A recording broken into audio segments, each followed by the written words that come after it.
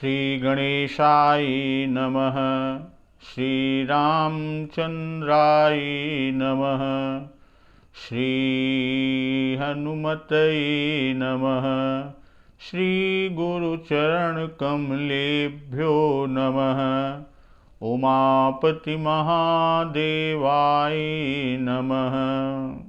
भक्तजन, हम सभी लोग बाबा गोस्वामी तुलसीदास कृत श्री रामचरितमानस के अर्थ सहित कथा के अमृत रस का श्रवण पान कर रहे हैं और अभी तक बाल कांड में 35 दोहे तक की अर्थ सहित कथा का अमृत रस पान कर लिए हैं। आज की कथा शुरू करने के पहले प्रभु की वंदना से कथा को आगे लेकर चलते हैं। श्री रामचंद्र कृपालु भज मन हरण भव भय दारुणम। नव कंज लोचन कंज मुख कर कंज पद कंजारुणम। कंदर्प अंगड़ित अमित छवि नवनील नीरज सुंदरम। पटपीत मानहु तड़ित रुचि सुचि नौमि जनक सुतावरम। भज दीन बंधु दिनेश दानव दैत्य वंश निकंदनम। रघुनंद आनंद कंद कौशल चंद दशरथ नंदनम। शिर मुकुट कुंडल तिलक चारु दारु अंग विभूषणम। आजानुभुज सर चाप धर संग्राम जित खर दूषणम। इति बदति तुलसीदास शंकर शेष मुनि मन रंजनम। मम हृदय कंज निवास कुरु कामादि खल दल गंजनम। इमनु जाहि राचउ मिलहि सोबरु सहज सुंदर सांवरो। करुणा निधान सुजान शील स्नेह जानत रावरो। एहि भांति गौरी असीस सुनि सिय सहित हिय हरसियली। तुलसी भवानी पूजी पुनि पुनि मुदित मन मंदिर चली। बोलिए सियावर रामचंद्र की जय। भक्तजन, हम लोग आज के पूर्व की कथा में जिस अंतिम दोहे पर थे कि जस मानस जेहि विधि भयउ जग प्रचार जेहि हेत। अब सोई कहु प्रसंग सब सुमिरि उमा वृषकेत।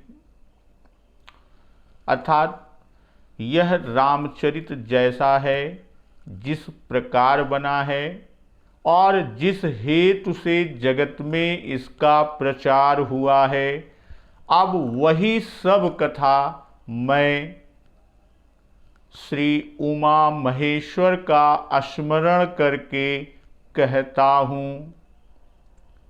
इससे पूर्व बाबा गोस्वामी तुलसीदास जी ने लिखा कि रचि महेश निज मानस राखा। पाई सुसमौ शिवासन भाखा।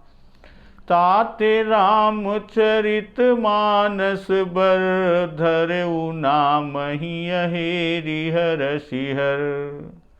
अकहूँ कथा सोई सुखद सुहाई। सादर सुनहु सुजन मन लाई।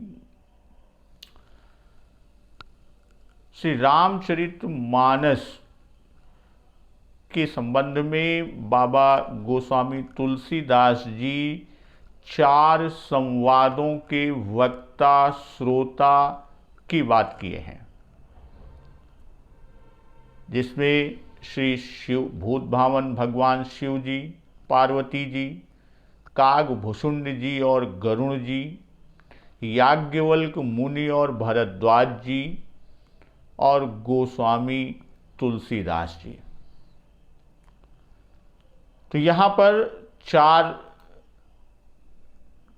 वक्ता और 4 श्रोता, और उन वक्ता और श्रोता के संवाद स्थल कौन कौन से हैं, हम यहीं से शुरू करते हैं।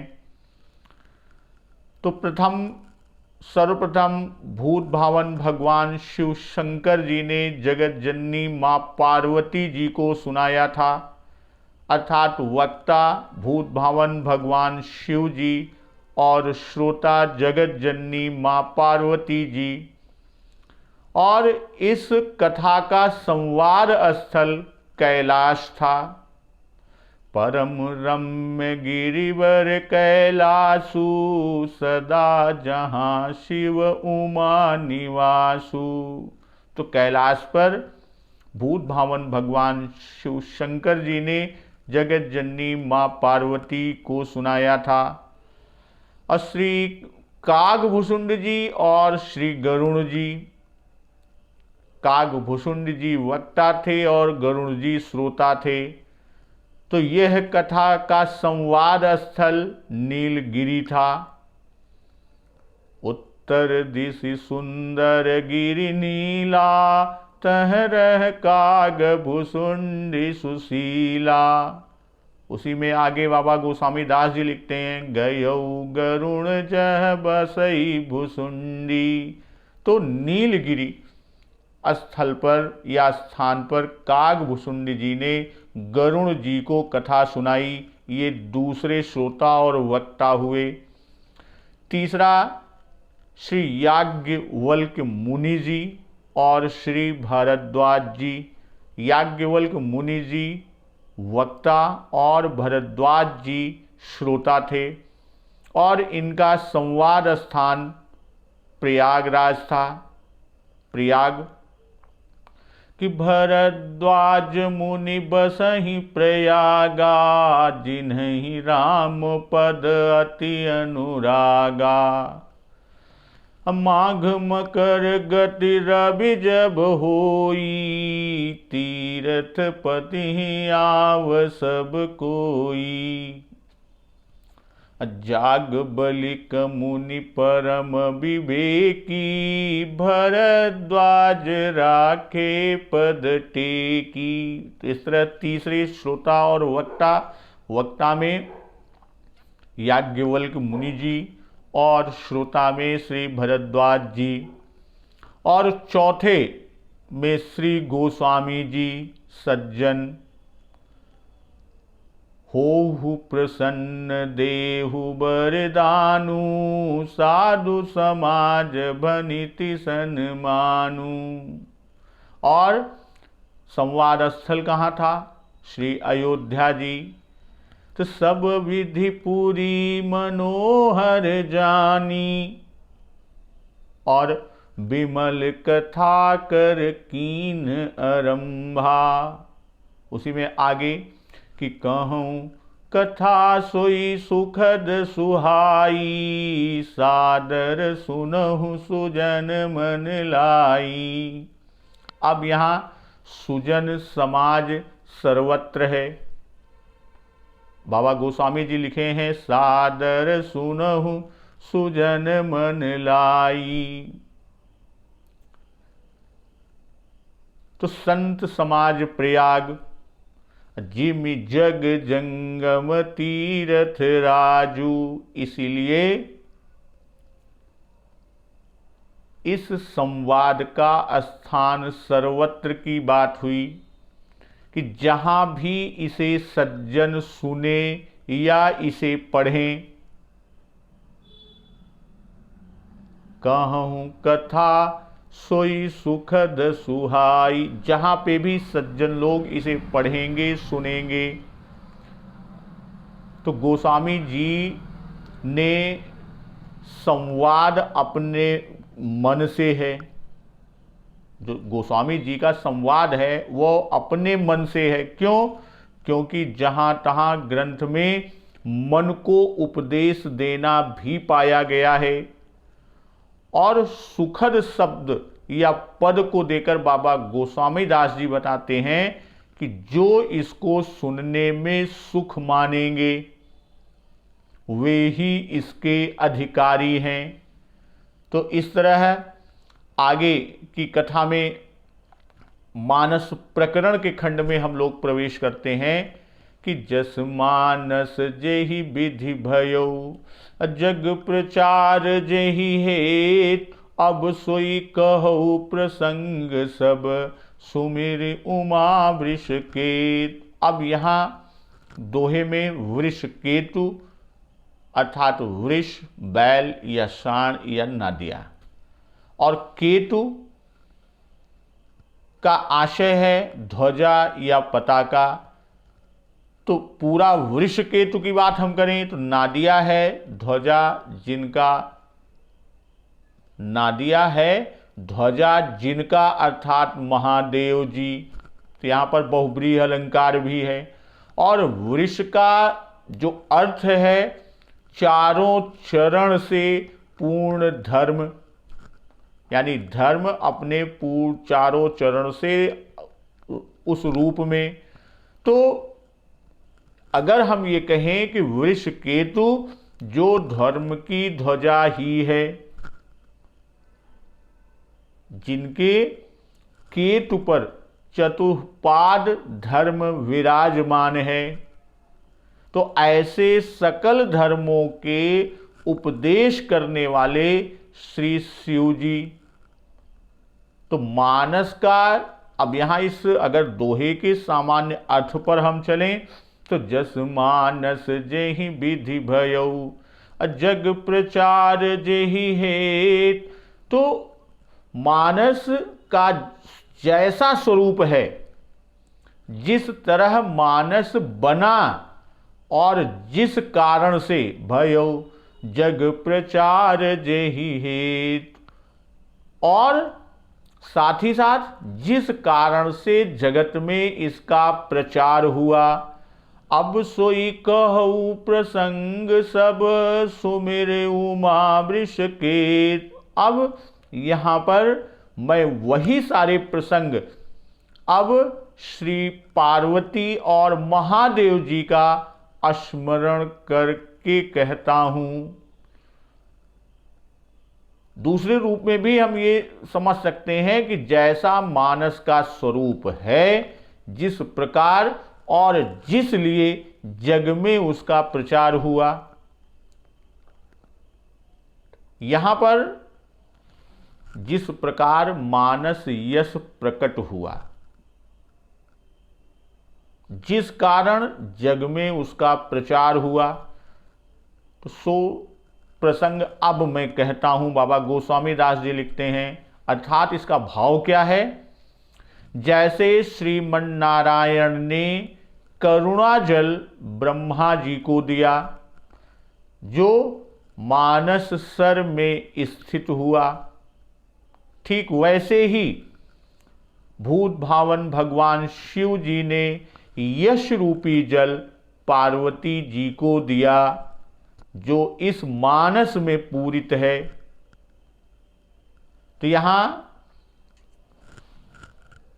उसी क्रम में आगे बाबा गोस्वामी दास जी लिखते हैं कि शंभु प्रसाद सुमत ही अहुलसी रामचरित मानस कवि तुलसी करई मनोहर मति अनुहारी सुजन सुचित सुनिले हु हमारी। बाबा गोस्वामी दास जी लिख रहे हैं कि श्री शिव जी की प्रसन्नता से शंभु प्रसाद यानी शिव जी के द्वारा मिले प्रसाद, और प्रसाद उनकी प्रसन्नता से, तो श्री शिव जी की प्रसन्नता से हृदय में सुमति का उदय हुआ ही हुलसी। और रामचरित मानस कवि तुलसी, जिससे मैं तुलसीदास रामचरित मानस का कवि हुआ।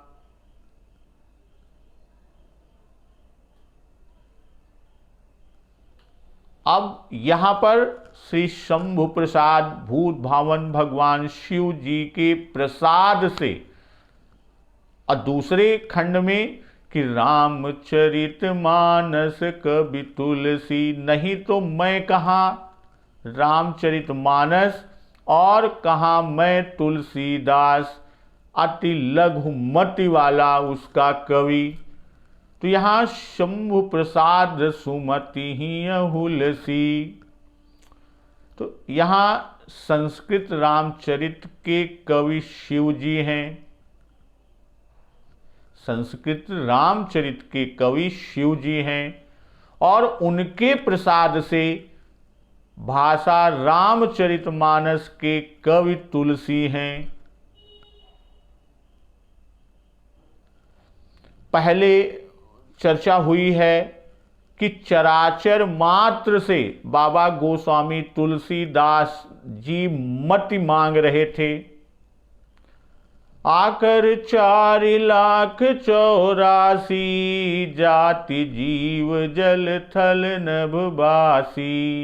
यहां से अजान कृपा कर किंकर मोहू, अनिज बुद्धि बल भरोस मोहि नाही, ताते विनय करऊं सब पाही। अब ये तो यहां अगर हम कहें तो कवियों से और श्री जानकी जी से भी इसी की प्रार्थना की है। करहु अनुग्रह सजिय जानी, यहां पर जा सुकृपा निर्मल मति पाव, 18वें दोहे में इसकी चर्चा हुई है। अर्थात इन सभी की कृपा शिव जी के द्वारा प्रकट हुई और उसी का वर्णन हम यहाँ किए हैं। अर्थात बाबा गोस्वामी दास जी इसका वर्णन किए हैं। असुमिर शिवा शिव पाई पसा, ये 15वें दोहे पे चर्चा हुई है कि शंभु प्रसाद के प्रमाण में बाबा जी पहले ही लिख चुके हैं। अपूर्व में कह चुके हैं बाबा गोस्वामी दास कि लघुमति मोरि चरित अवगाहा, और भी कई रूपों में लिखा कि मनमति रंक मनोरथ राऊ। और 8वें दोहे में बाबा जी लिखे हुए हैं कि मति अति नीच ऊंच रुचि आची, यानी वही लघु रंक और नीच मति अब श्री भूत भावन भगवान शिव शंकर जी के प्रसाद से सुमति अर्थात सुंदर मति होकर हुलसी। तो शंभु के प्रसाद से अव्याहत गति होती है, अव्याहत गति शंभु प्रसादा। तो यहां पर बाबा गोस्वामी दास जी आगे कह रहे हैं कि करई मनोहर मति अनुहारी, सुजन सुचित सुन लेहु सुधारी। यहां पर सुचित कि करई मनोहर मति अनुहारी, सुजन सुचित। तो सुचित का भाव यहां कि ध्यान देकर या सावधान होकर, सुंदर शुद्ध चित्त से, इसका एक भाव है। तो करई मनोहर मति अनुहारी, सुजन सुचित सुन लेहु सुधारी। अर्थात अपनी बुद्धि के अनुसार तुलसीदास जी इसे मनोहर ही बनाते हैं।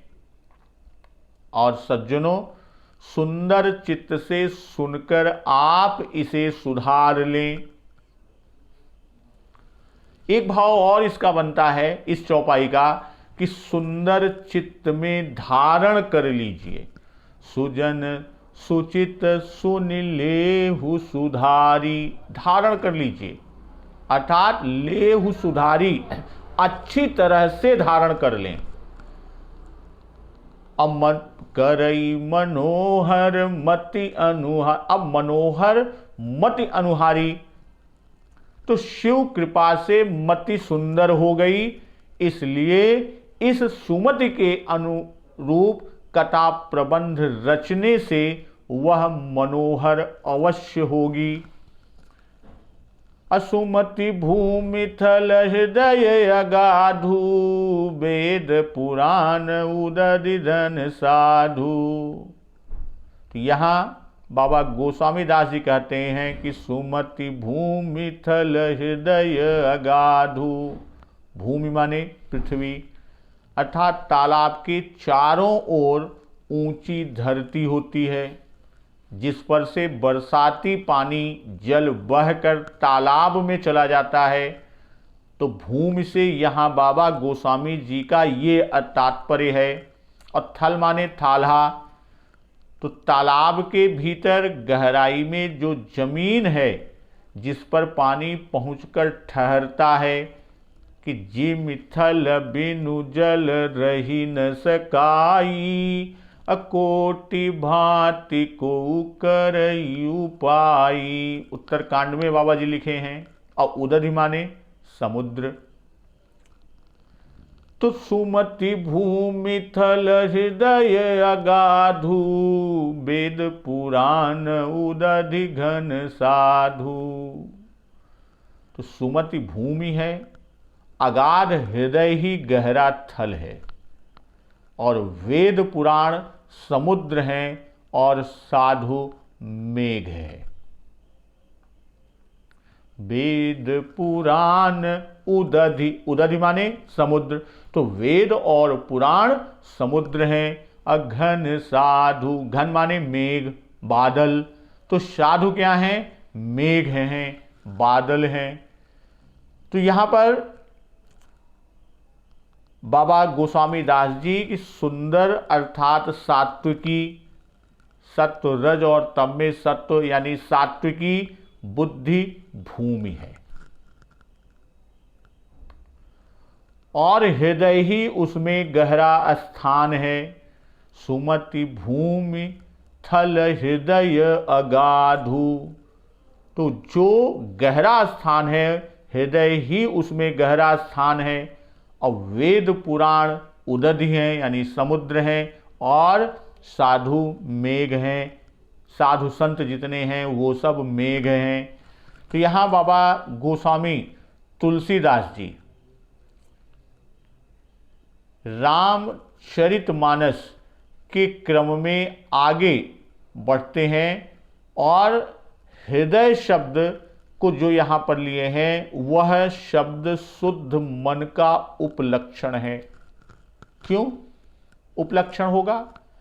क्योंकि जिस हृदय को ऊपर सुमति का आधार अभी हम लोगों ने कहा, उसी को सुमति का आधेय या सुमति का एक देश नहीं कहा जा सकता। रामचरित जे सुनत अघाही, रस विशेष जाना तिन नाही। अब यहां पर वेद पुराण उदधि यानी वेद और पुराण को समुद्र कहा गया। वेद 4 होते हैं, 18 पुराण हैं और उतने ही उपपुराण हैं, और इनकी उपमा समुद्र से बाबा गोस्वामी दास जी ने दिया है। तो समुद्र भी 4 ही हैं। छोटे समुद्र खाड़ियाँ 50 होंगी, लेकिन समुद्र ही जल राशि है। तो यहाँ बाबा गोस्वामी तुलसीदास जी तो वेदादि को समुद्र और मेघ को साधु कहने के पीछे जो भाव रखे हैं कि समुद्र एक ठौर स्थित है और उसमें अगाध जल भरा है जो सबको नहीं मिल सकता। अब मेघ उसके जल को शुद्ध स्वरूप में सर्वत्र पहुंचा देते हैं। भाई समुद्र एक स्थान पर स्थित है, एक ठौर पर स्थित है, और उसमें अगाध जल, अपार जल भरा हुआ है, लेकिन सबको वो नहीं मिल पाता या नहीं मिल सकता। किंतु मेघ, बादल उसको क्या करते हैं, समुद्र के जल को शुद्ध करके, यानी उसके शुद्ध स्वरूप में सर्वत्र पहुंचा देते हैं, कोने कोने में पहुंचा देते हैं। इसी प्रकार से वेद पुराण में सबका गम्य नहीं है, सब नहीं पहुंच सकते, और साधुओं के द्वारा ही, संत जनों के द्वारा ही उसका निचोड़ अर्थात उसका सार तत्व सबको मिल जाता है। क्यों? जैसे मेघ विचरते रहते हैं वैसे ही संत विचरण करते रहते हैं और परोपकारी होते हैं, और मेघ समस्त परोपकारियों में सार्वभौम सम्राट माने जाते हैं। तो इस तरह बाबा गोस्वामी दास जी लिखते हैं कि सुमति भूमि थल हृदय अगाधु, वेद पुराण उदधि घन साधु, अबर सही राम सुजस बरबारी, मधुर मनोहर मंगलकारी। तो साधु रूपी मेघ राम सुयस की उत्तम मीठे, बरसहि राम सुजस बरबारी, कैसे? मधुर मनोहर मंगलकारी। तो राम सुयस रूपी उत्तम, मीठे, मनोहर और मंगलकारी जल की वर्षा करते हैं। जैसे मेघ समुद्र से जल खींचकर पृथ्वी पर बरसाते हैं, जो पृथ्वी पर बहता हुआ मानस सर के गहरे थल में जाकर इकट्ठा हो जाता है, ठीक वैसे ही साधु वेदों पुराणों में से राम सुयस निकालकर सुमतिवान को सुनाते हैं, जो उसे हृदय में धारण कर लेते हैं। अलीला सगुन जो कहई बखानी, सोई स्वच्छता करई मलहानी। बाबा गोस्वामी दास जी आगे लिख रहे हैं, यहां स्वच्छता से आशय निर्मलता से है। लीला सगुन जो कहई बखानी, सोई स्वच्छता करई मलहानी। यहां स्वच्छता से आशय निर्मलता है, मल का आशय है मैल से, और करई मलहानी यानी मैल को दूर करती हैं। अप्रेम भगति जो बरनी न जाई, सोई मधुरता सुशीतलताई। तो अब यहां पर लीला सगुन जो कहीं बखानी, सगुण माने सगुण, लीला, तो सगुण लीला जो विस्तार से कहते हैं वही सोई स्वच्छता करई मलहा, वही राम सुयस जल की निर्मलता है। जो निर्मल जल, वो निर्मलता मल को यानी मैल को दूर करती है।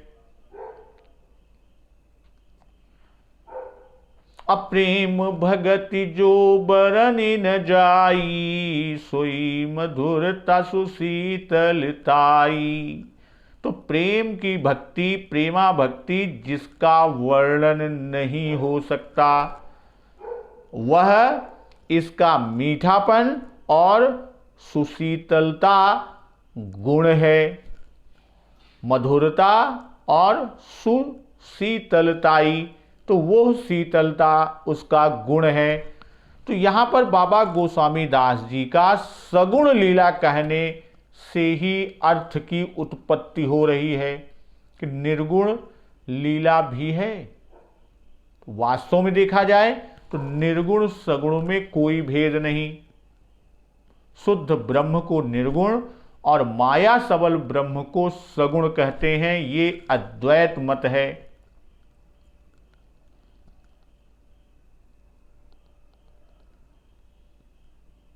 श्री गोस्वामी जी के मतानुसार श्री रघुवंश भूषण राम शुद्ध सच्चिदानंद ब्रह्म हैं।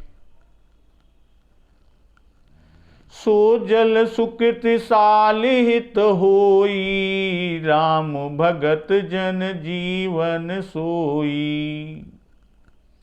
मेधा महिगत सो जल पावन, सकिल श्रवण मग चलऊ सुहावन।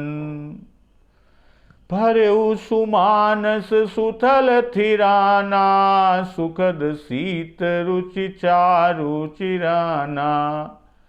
अब बाबा गोस्वामी दास जी लिख रहे हैं कि सोजल सुकृति साली हित होई, अर्थात वह राम सुयस रूपी जल सत्कर्म रूपी धान के लिए, साली धान के लिए हित होई, उसके लिए हितकर है। और यहां पर राम भगत जन जीवन सोई, और श्री राम जी के भक्तों का तो जीवन ही है। कौन? यह सुयस रूपी। अब यहां पर जो भक्तजन हैं, श्री राम जी के भक्त हैं, उसमें बाबा गोस्वामी दास जी ने भक्त के कई रूप बताए। बालकांड के बिल्कुल पूर्वार्ध में रामचरित के मुख्य श्रोता भरद्वाज जी और श्री उमा जी प्रथम प्रकार के भक्त हैं। जाके श्रवण समुद्र समाना।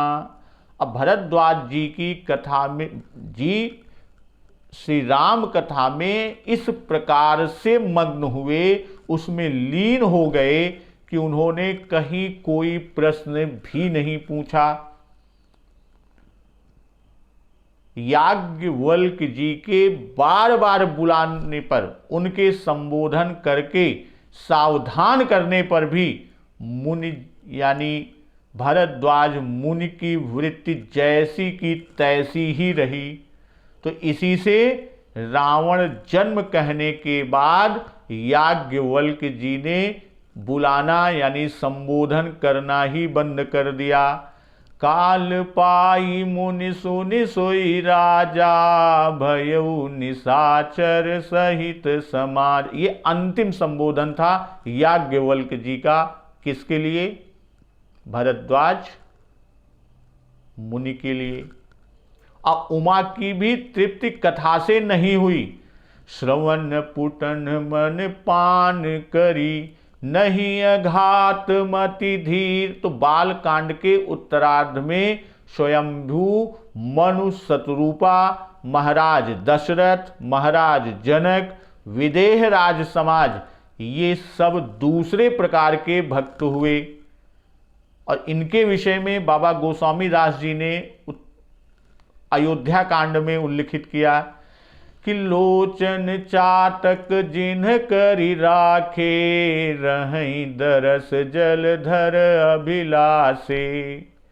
अनिद्रहि सरित सिंधु सर भारी, रूप बिंदु जल हो ही सुखा। तो मनु शतरूपा जी ने दर्शन के लिए तप किया।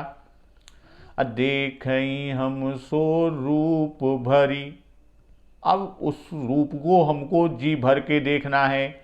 और दशरथ जी महाराज के लिए तो विख्यात है कि जियत राम विधु बदन निहारा, राम बिरह करि मरन संवारा।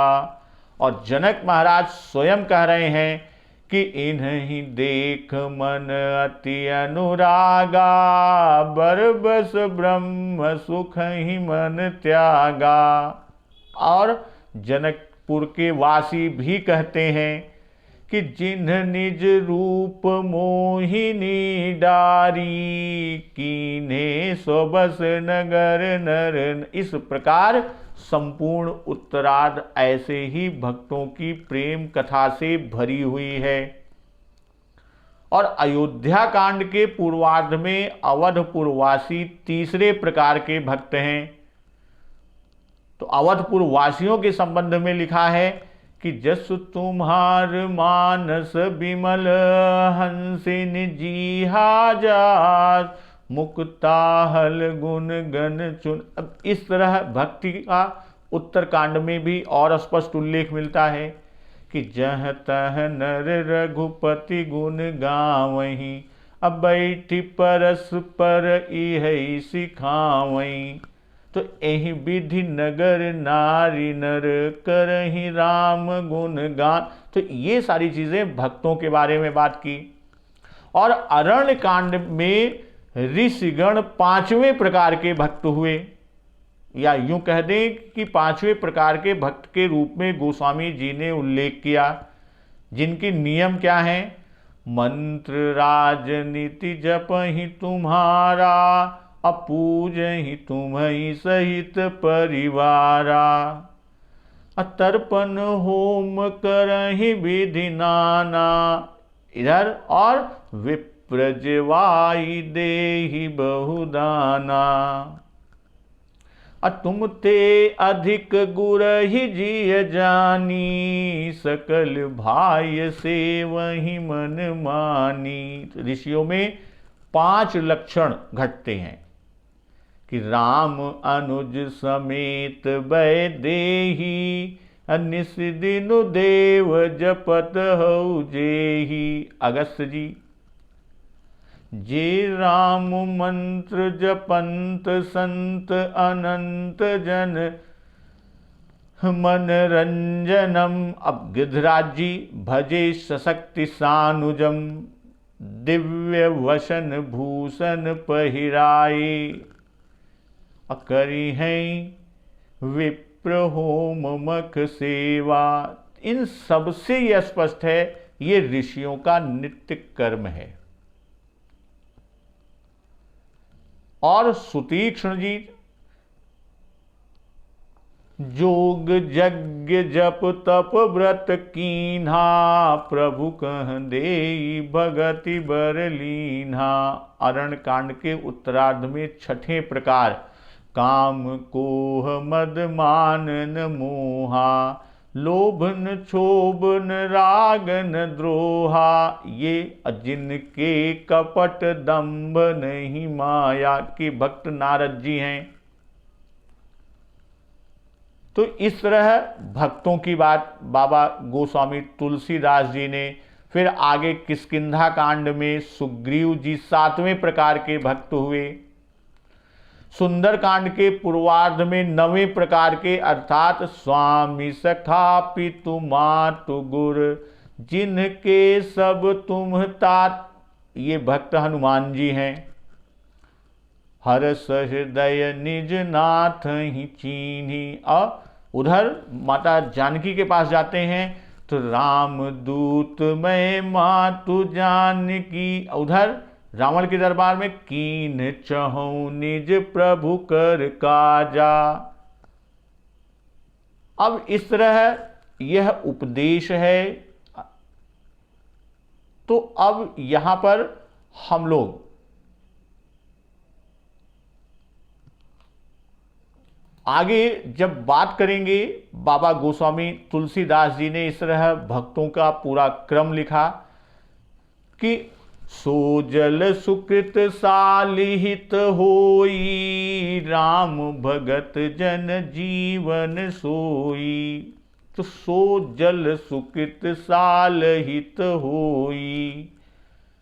अब इसमें सकल सुकृत फल राम सने, यानी जप तप व्रत पूजा आदि, विप्र सेवा यानी ब्राह्मण सेवा, श्रवण कीर्तन आदि सब सुकृत हैं। मेधा महिगत सो जल पावन सकिल श्रवण मग चलेउ सुहावन। भरेउ सुमानस सुथल थिराना सुखद शीत रुचि चारु छिराना। बाबा गोस्वामी तुलसीदास जी कि साधु रूपी मेघों द्वारा बरसाया हुआ श्री राम यश रूपी जल अर्थात जो पवित्र जल बुद्धि रूपी पृथ्वी पर गिरा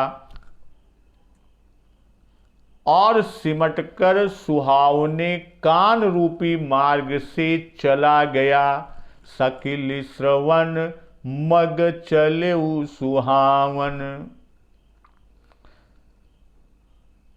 और फिर भरे सुमानस सुथल थिराना। तो अब मानस रूपी यानी हृदय रूपी श्रेष्ठ स्थान पर वही स्थिर हो गया, थिराना। असुखद शीत रुचि चारुचि, और वही पुराना होकर सुंदर रुचिकर शीतल और सुखदाई हो गया।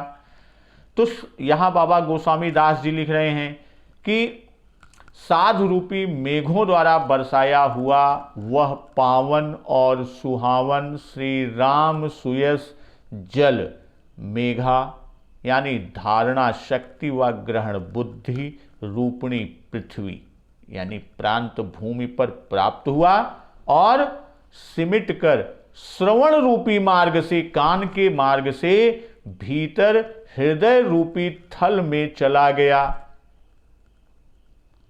असुठ सुंदर संवाद बर बिरचे बुद्धि विचार, ते यही पावन सुभग सर घाट मनोहर चारी। बाबा गोस्वामी तुलसीदास जी कि इस कथा में बुद्धि से विचार कर, सुठी सुंदर संवाद बर, अबिरचे बुद्धि विचार यानी इस कथा में बुद्धि से विचार कर जो चार अत्यंत सुंदर और उत्तम संवाद, जिसकी अभी कथा प्रारंभ हमने जहां से की थी, किसकी भूत भावन भगवान शिव जी द्वारा जगत जननी मां पार्वती को सुनाया गया। कहां? कैलाश पर। भूषुंड जी द्वारा गरुण जी को कथा सुनाया गया नीलगिरी पर, और याज्ञवल्क ऋषि श्रेष्ठ के द्वारा मुनि भरद्वाज जी को सुनाया गया प्रयाग। और बाबा गोस्वामी तुलसीदास और संत यानी जो उत्तम संवाद रचे हैं इन चारों संवादों में, वही तेहि पावन सुभग सर अघाट मनोहर चार, वही इस पवित्र और सुंदर सरोवर के चार मधुर घाट हैं या चार मनोहर घाट हैं। जब जिसको ही विचारने लगेंगे तब वह ही प्रधान जान पड़ेगा। सुठ सुंदर संवाद बर, संवाद कौन से? वही चार। भरद्वाज याज्ञवल्क सत्संग होने पर भरद्वाज का रामचरित्र मूढ़ बनकर पूछना याज्ञवल्क मुनि को बहुत अच्छा लगा और उन्होंने कहा, चाहूं सुनय राम गुण गूढ़ा, कीन्यू प्रश्न मनहु अति मूढ़ा, अतात सुनहु सादर मनुलाई, कहूँ राम कई कथा सुहाई। इसीलिए इसको सुंदर और वर कहा।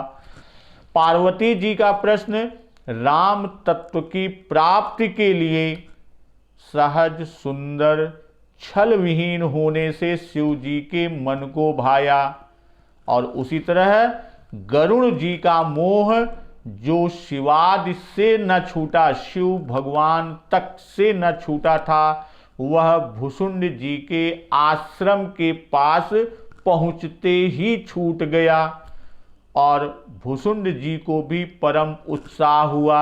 इसलिए भी ये दोनों संवाद भी श्रेष्ठ हुए। तो गोस्वामी जी का संवाद दीनता से पूर्ण है और सज्जन सुख मानकर इसे सुनते हैं, इसलिए यह भी सुंदर वर है। तो ये चारों घाट विचार द्वारा अनुभव से रचे गए हैं, इसीलिए चारों वर और सुंदर हैं। सरघाट मनोहर चारि, और ऊपर संवाद बर अबिरचे बुद्धि विचार। तो इस तरह बाबा गोस्वामी दास जी 7 कांड ही इस मानस सरोवर की 7 सीढ़ियों के रूप में बताया कि सप्त प्रबंध सुभग सोपाना, ज्ञान नयन निरखत मन माना। बाबा गोस्वामी तुलसीदास जी आगे कहते हैं कि रघुपति महिमा गुण या बाधा, बरनब सोई बर बारी अगाधा। तो यहाँ जो संवाद की बात हुई, जिस संवाद के सरोवर में 7 सीढ़ियों को 7 सोपानों के रूप में बताया। अब यहाँ पर बाबा गोस्वामी तुलसीदास जी कह रहे हैं कि इस सरोवर में, मानस सरोवर की 7 सीढ़ियां, सप्त प्रबंध सुभग सोपाना, तो 7 कांड ही इस मानस सरोवर की सुंदर 7 सीढ़ियां हैं। अज्ञान नयन निरखत मन माना, और जिनको ज्ञान रूपी नेत्रों से देखते ही मन प्रसन्न हो जाता है। ज्ञान नयन, ज्ञान रूपी नेत्र, अनिरखत मन माना, और उसे निरखते ही यानी देखते ही मन माना, मन प्रसन्न हो जाता है। रघुपति महिमा गुण अगा बाधा, बरनब सोई बर बारी अगाधा। रघुनाथ जी की निर्गुण, रघुपति महिमा अगुण अबाधा। अगुण माने यहाँ कि जो श्री रघुनाथ जी की निर्गुण यानी प्राकृतिक गुणों से अतीत और निर्बाध यानी एक रस महिमा का वर्णन किया जाएगा। अबरनब सोई बर बारी अगाधा, वही इस सुंदर जल की अथाह गहराई होगी। जो श्री रघुनाथ जी की प्राकृतिक गुणों से अतीत अर्थात निर्गुण और निर्बाध या एक रस महिमा का वर्णन किया जाएगा, वही इस सुंदर जल की अथाह गहराई है। तो बाबा गोस्वामी तुलसीदास जी का जो रामचरितमानस सर की बात आती है कि रामचरितमानस में जो 7 सोपान, ज्ञान के नेत्र और निरखते ही मन का प्रसन्न होना, और फिर रघुपति की महिमा के अगुण अबाधा, कि जो निर्गुण यानी प्राकृतिक गुणों से अतीत और एक रस अर्थात निर्बाध महिमा की बात की। अबरनब सोई बर बारी अगाधा, वही सुंदर जल की अथाह गहराई होगी। तो अब यहां 7 सोपान की बात हुई। तो 7 सोपान में रघुपति भगति केर पंथाना, और ऊपर उत्तरकांड के 119वें दोहे में लिखा है कि राम भजत सोई मुकुति गोसाई, अनइच्छित आवई बरियाई। तो यहाँ पर प्रत्येक कांड की जो फलश्रुति व महात्म कहा गया, उसी से यह स्पष्ट होता है। प्रथम सोपान में क्या है उपबीत व्याह उछाह मंगल सुनिज सादर गावहीं।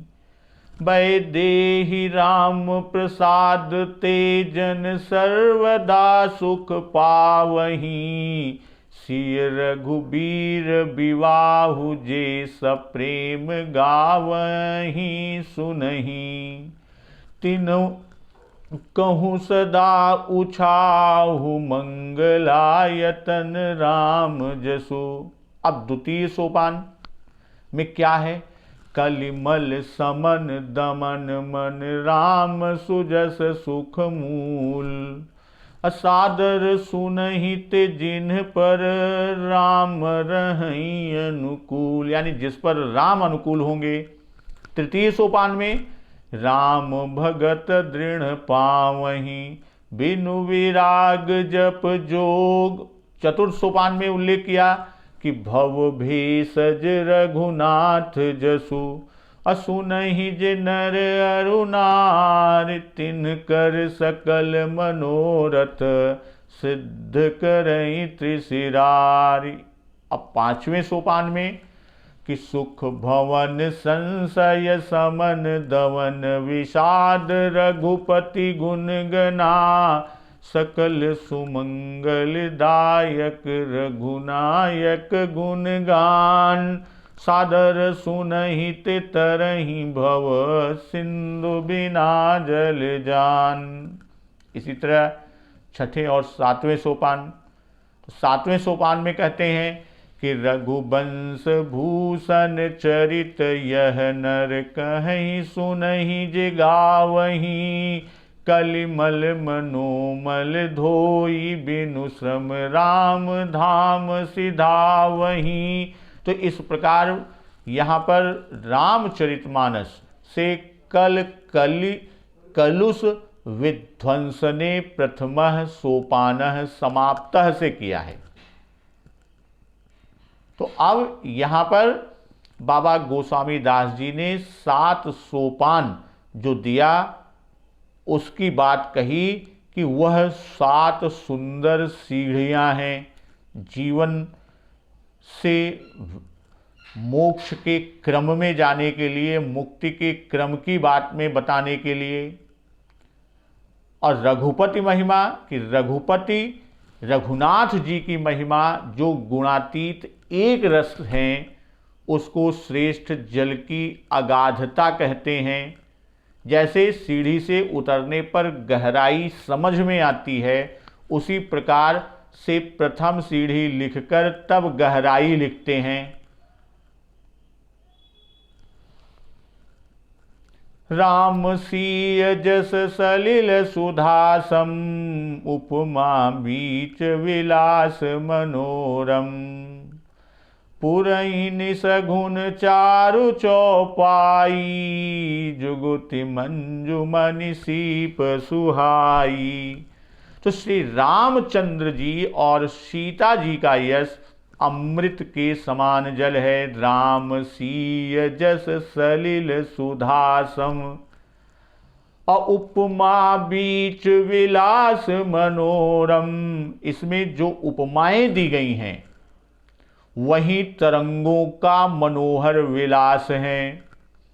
अपुरईन सघन चारु चौपाई जुगुति मंजुमनि सीप सुहाई।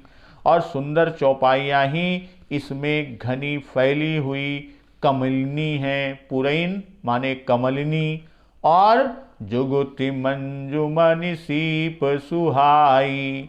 और कविता की युक्तियाँ सुंदर मणि अर्थात मोती उत्पन्न करने वाली सुहावनी सीप हैं।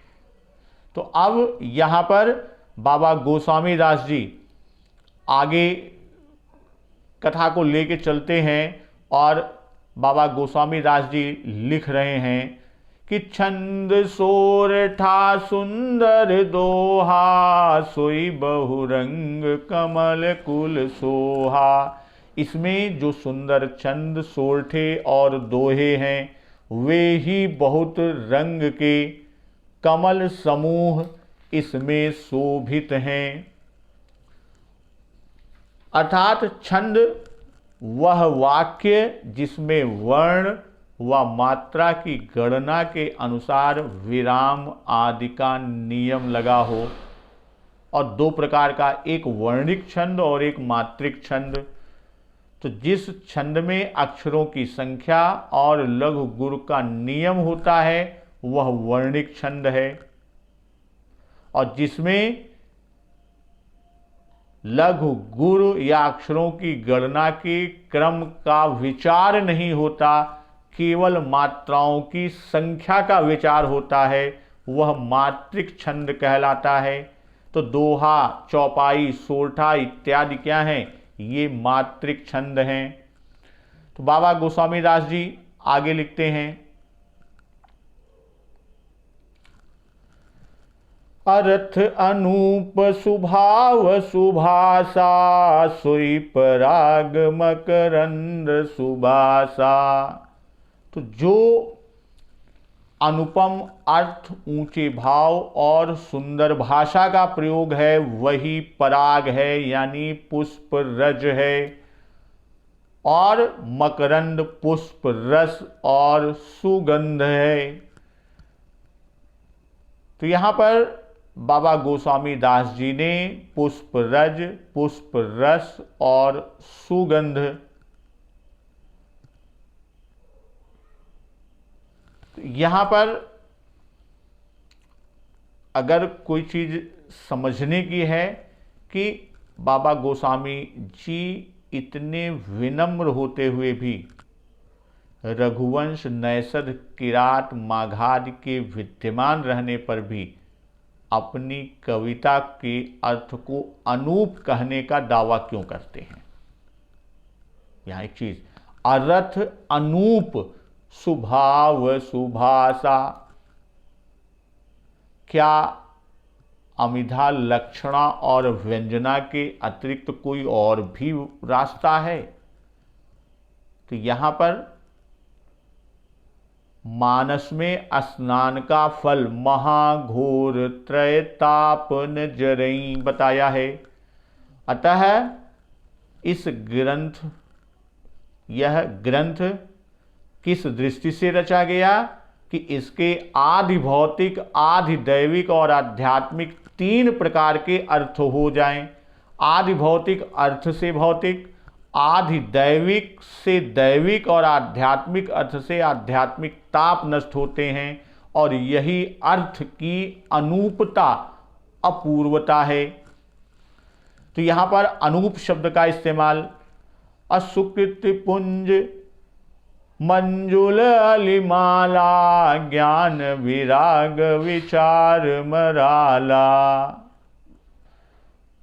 सत्कर्मों, सुकृत सत्कर्मों के पुंज, सुकृत पुंज, मंजुल अलिमाला, और भौरों की सुंदर पंक्तियां हैं। जो पुण्यों यानी सत्कर्मों के पुंज हैं वो भौरों की सुंदर पंक्तियां हैं। अज्ञान विराग विचार मराला, और ज्ञान, वैराग्य और विचार मराल यानी हंस हैं। अधुनि अवरेब कवित गुण जाति, मीन मनोहर ते बहुभांति। और कविता की ध्वनि, वक्रोक्ति, गुण और जाति ही अनेकों प्रकार की मछलियां हैं। तो सुकृत पुंज सुंदर भ्रमरों की पंक्ति है, और ज्ञान विराग्य क्या है? विचार हंस हैं। तो यहाँ ज्ञान वैराग्य का विचार यानी काष्ठ रूप में हम जाने कि इनका विचार क्या है। हंस दूध क्या है? हंस कहने का कि जैसे हंस दूध पानी को अलग करने का गुण रखता है, उसी प्रकार ज्ञान वैराग्य और विचार हंस के रूप में है कि वह दोष, पाप और मैल को अलग कर देते हैं। अधुनि अवरेब कवित गुत जाति, मीन मनोहर ते बहुभांति। मीन मनोहर कौन है? धुनि, अवरेब, कवित गुण जाति, कविता की ध्वनि, वक्रोक्ति, गुण, जाति ही अनेकों प्रकार की मीन यानी मछलियां, सुंदर मछलियां हैं। और अर्थ धर्म कामादिक चारी, कहब ज्ञान विज्ञान विचारी। नौरस जप तप जोग विरागा, ते सब जलचर चारु तड़ागा। अर्थ धर्म काम मोक्ष, ये चारों अर्थ धर्म कामादिक चारी, अर्थ धर्म काम और मोक्ष, ये चारों ज्ञान विज्ञान का विचार के कहना, काव्य के नौरस जप तप योग और वैराग्य के प्रसंग, नवरस जप तप जोग विरागा, अते सब जलचर चारु तड़ा, और ये सब सरोवर के सुंदर जलचर जीव हैं। तो भक्तजन, आज की कथा हम यहीं समाप्त करते हैं और कल इसी से आगे की ओर हम लेकर चलेंगे। तो एक बार जोर से बोलिए सियावर रामचंद्र की जय, उमापति महादेव की जय।